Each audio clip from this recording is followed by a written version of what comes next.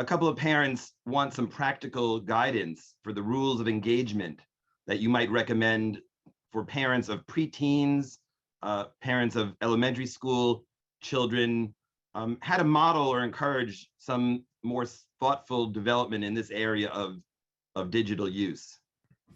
Well, for elementary school kids, I will, and really actually through middle school, if possible, I would say keep them off social media for as long as possible. That's one thing parents can and should do. Keep a smartphone out of their hands for as long as possible. I know that with each passing year, that becomes more and more of a challenge as the vast majority of kids have access to this. But once they do have access to that, and once if they are using social media, ask them about what goes on social media. You find out the weirdest things if you just ask an open-ended question of your kid, like, what do you do on that Discord server? Who's on it? Oh, who set it up? Is it a private server? Can anyone chime in? Just the kind of slightly annoying, yes, questions that parents should always be asking their kids about their use of it.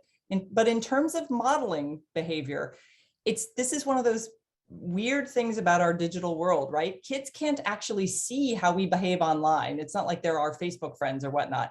We have to talk about how we behave online to them to model that behavior. It's not like they see us in a grocery store being polite to someone or being, trying to be generous or kind to those we come across in daily life.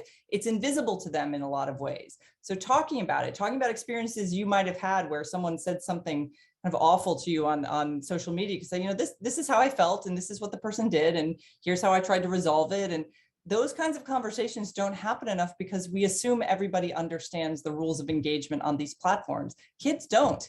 They learn, unfortunately, they often learn through cruel experience on these sites what the rules are, and the rules are also constantly changing. So I think we have to talk about it more than we might be comfortable doing, not worry about whether we know all the lingo or know all the different things. We're old, they know it. We shouldn't pretend not to be, but preventing them access to these things before they're emotionally mature enough to handle them is one thing.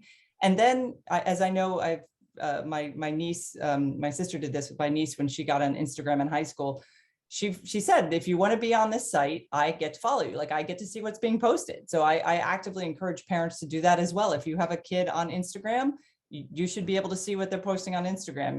You should check their social media feeds. You should know what their passwords are. Kids will find ways around that. Obviously, that's what kids do, but they should know that you have an interest, and because you care about them, you have an interest in knowing what's going on there.